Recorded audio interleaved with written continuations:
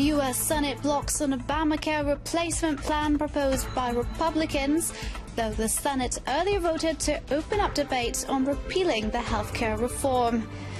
Palestinian leader Mahmoud Abbas maintains his freezing contact with Israel, despite Israel dismantling the metal detectors at entrances to a Jerusalem holy site, which sparked latest tensions. And a breakthrough for Libya's opposing governments this Tuesday, as French President Emmanuel Macron oversees a conditional ceasefire agreement between the two sides. Hello and welcome to France 24. I'm Catherine Clifford.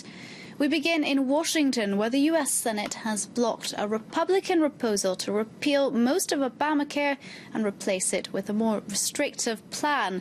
Senators voting 57 to 43 against it. This just after the Senate voted by the smallest possible margin to open up debate on repealing the healthcare reform. I'm now joined live on the line from Washington by our correspondent, Philip Crowther. Philip, this was expected, but Trump, of course, went hard on his promises to scrap Obamacare during his campaign. His replacement plans failed. He's narrowly managed to open debate in the Senate. What now? There will be plenty of votes now on different versions of a repeal and replace bill of Obamacare. The big success for the White House is for this debate to have started in the first place. That at least is how the White House is selling this as a big victory for the U.S. president, because this was one of his big promises, to repeal and replace the health care reform that was signed into law by President Obama. But a first version has already been voted down, as you said, by a surprisingly large majority, including 9 Republicans who voted against it. This was a pretty wide bill that was going to repeal and replace very large parts of the health care reform. So now what's going to happen in the Senate is there will be further votes over the next few weeks, different versions of this, and it'll be very difficult for Republicans in the Senate to get enough votes, as they did just about yesterday with a 50-50 tie and a tiebreaker with Vice President Pence. It might be that close again if Republicans are to get to one of their biggest goals of them all, after all, over the last 8 years or so, to get rid of this health care reform that is seen by Democrats as a big success for Obama, one of his biggest successes as president, and as a disaster by Republicans. And of course, it was a campaign promise, not just from the president, but from many, many members of Congress as well, to get rid of it. Now, all the attention is on them to see whether they can do it in the Senate. Thank you, Philip Crowther, for that latest update from Washington. And President Donald Trump's son-in-law and senior advisor has met with lawmakers on the House Intelligence Committee. Jared Kushner was questioned for 3 hours about his contacts with Russians during the campaign, following a similar meeting with the Senate Intelligence Panel on Monday, when he made a public statement saying he never colluded with any foreign government. Belle Lupton has the story.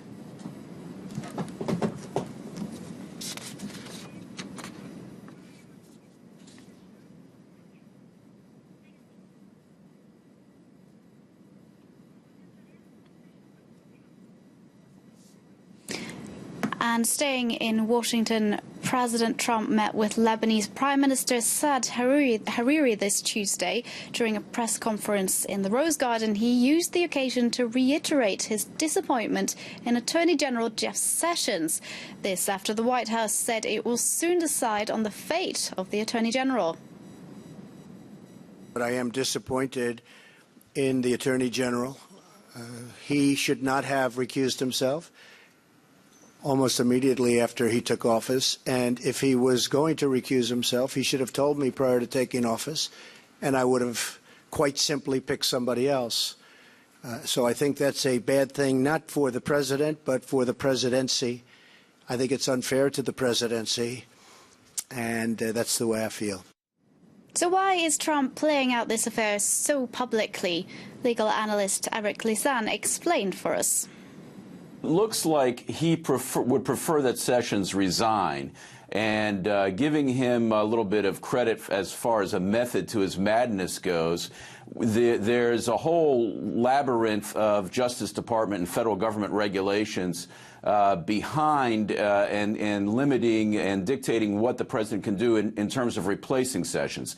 He has more options if Sessions resigns, arguably, under these laws, which are rarely invoked, than he would if he had to go and fire Sessions. So it might be that this is why he's goading him. That's probably the main reason. Also, it looks like he really feels like he's been betrayed because he had an agreement, although it would have been an illegal one, it appears, with Sessions that from the beginning of the nomination process, that Sessions would not recuse himself from the Russia investigation. And then all of a sudden, from the president's perspective, all of a sudden Sessions announced, well, of course he has to recuse himself.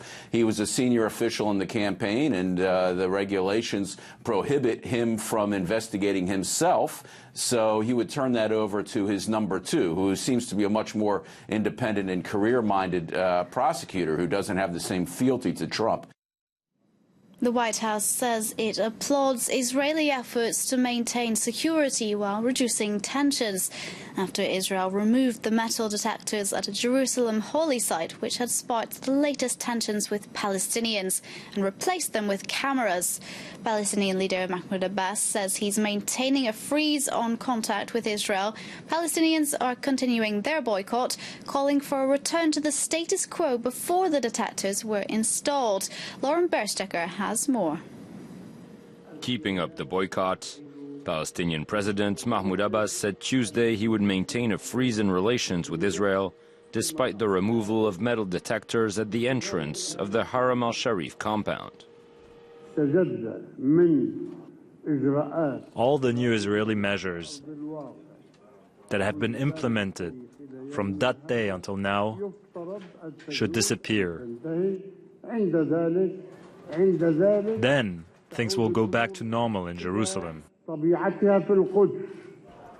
Israeli authorities installed the detectors as well as security cameras following an attack against two policemen on July 14th. The measure sparked tensions with Muslims, who denounced them as an attempt to exert more control over the holy site.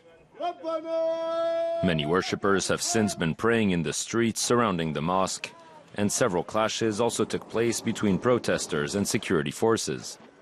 Israel said it would replace the detectors with a $28 million high-tech camera system after Benjamin Netanyahu held talks with King Abdullah II of Jordan. The United Nations welcomed the move and urged both sides to diffuse tensions.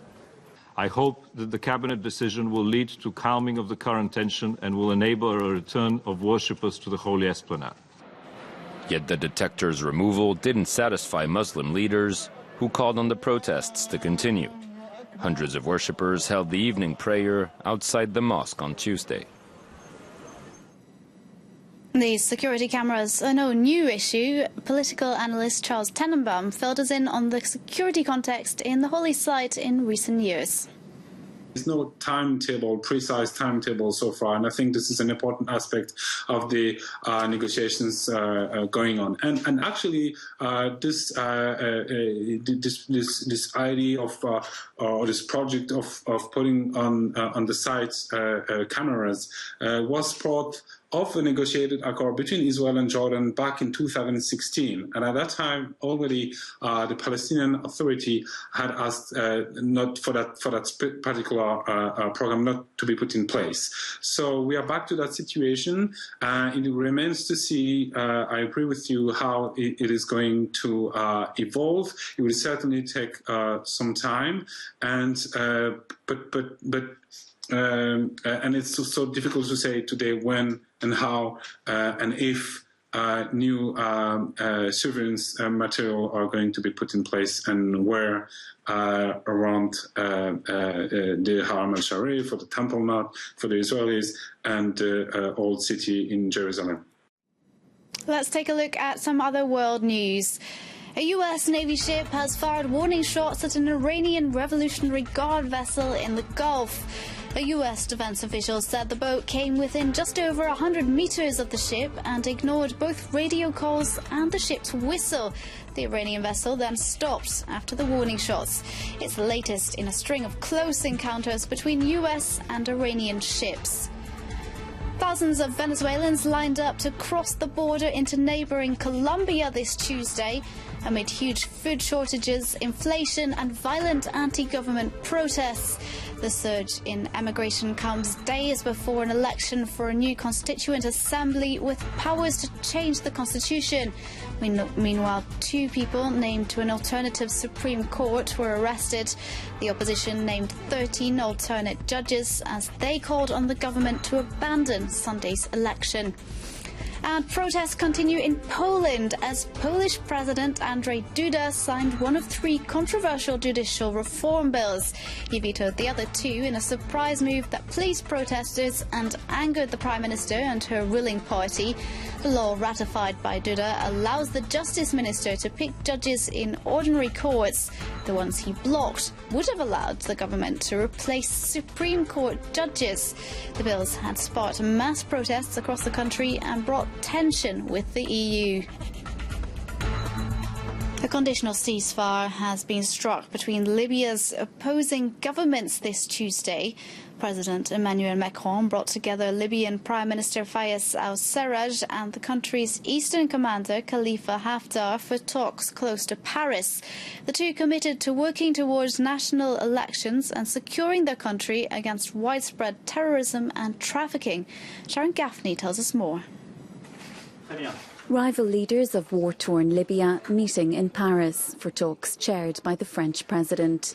The UN-backed Prime Minister Fayez al-Sarraj and Egyptian-backed military commander Khalifa Haftar have agreed a peace deal aimed at ending 6 years of conflict. In a joint declaration, both sides committed to a conditional ceasefire, pledged to work towards holding parliamentary and presidential elections next spring, and agreed that Libyan armed forces will be strictly reserved for counter-terrorism operations. President Macron said the 2 men could soon be seen as symbols of their country's reconciliation. I believe profoundly that civil war is not inevitable and that through dialogue peace can win through. That's what the step taken today is trying to show through concrete actions. Macron has said that efforts to bring stability to Libya will be a priority for his presidency. France was part of the military intervention that led to the ousting of President Muammar Gaddafi in 2011. Since then, the country has spiralled into chaos, with rival militias vying for power and human traffickers preying on migrants. With large swathes of the country controlled by rival factions, analysts say it remains to be seen if this latest agreement can succeed where previous deals failed. The French presidency has said the agreement isn't intended to take precedence over other initiatives, including those by the EU and African Union, but it hopes the deal may be the first step toward putting Libya back on the path to peace. And we leave you with these adorable cubs born on the 8th of July and being cared for at the China Conservation and Research Center for Giant Pandas. In the wild, the mother panda tends to concentrate on the stronger cub and abandon the weaker one. Here, the twins are being rotated between the mother's care and the keepers, who imitate the mother panda's acts, bottle feeding them and moisturizing their bodies. When they reach 2 months old, they'll be presented to the mother as a pair. Stay tuned to France 24.